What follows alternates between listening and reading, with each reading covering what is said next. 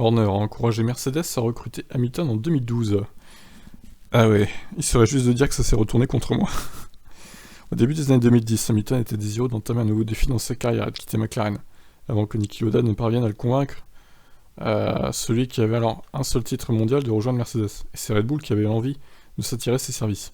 Horner, directeur de Red Bull, révèle que plusieurs conversations ont eu lieu avec le Britannique à l'époque où Vettel dominait la F1 avec les créations de Milton Keynes. Mais c'est justement la présence de l'Allemand qui a empêché un accord entre Red Bull et Hamilton.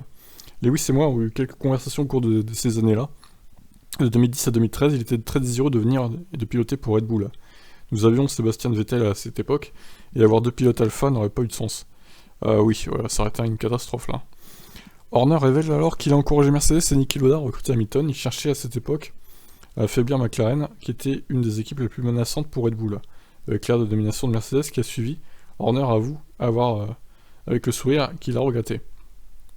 Niki Lauda était chez Mercedes et avait très envie de prendre Lewis. Je me souviens l'avoir encouragé à le prendre. Nous nous battions contre McLaren et en 2012 ils avaient la voiture la plus rapide. Nous pensions que Lewis dans une McLaren serait plus menaçant que dans une Mercedes. Ouais. En 2013, même en 2013, en vrai, c'était plus vrai, quoi. Bon. Nous pensions que Lewis dans une McLaren, ok. J'ai encouragé Niki à dépenser l'argent, car Lewis hésitait un peu, il serait juste de dire que ça s'est retourné contre moi. Red Bull est aujourd'hui dans une situation bien différente, puisque Max Verstappen a signé récemment un contrat jusqu'en 2028, avec encore 7 saisons à faire, avec son leader actuel.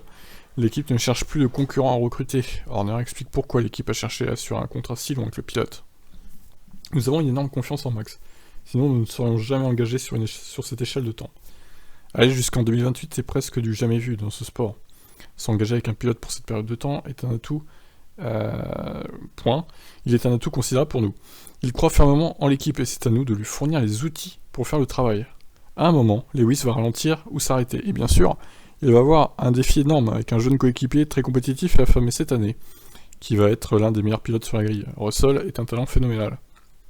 Avec Max, qui a 24 ans, nous avons cherché à verrouiller ce que nous pensons être le point culminant de sa carrière. Le fait d'avoir remporté ce premier championnat du monde enlève une grande partie de la pression. C'est sur son CV. Il va continuer à progresser. Maintenant qu'il a remporté son premier titre, nous l'avons vu avec Vettel. Alors, est-ce qu'il fera comme Vettel? Est-ce qu'il va en remporter 4 d'affilée? Ça serait incroyable. Mais bon, pourquoi pas, hein, si la Red Bull est très forte comme à l'époque de Vettel, c'est crédible, hein, franchement. Bon, en tout cas, Horner qui a encouragé Mercedes à recruter Hamilton, c'est assez rigolo. Grâce à lui, il a pu accumuler les titres, Lewis. Donc, merci le chat. Du coup, voilà, je vous laisse réagir.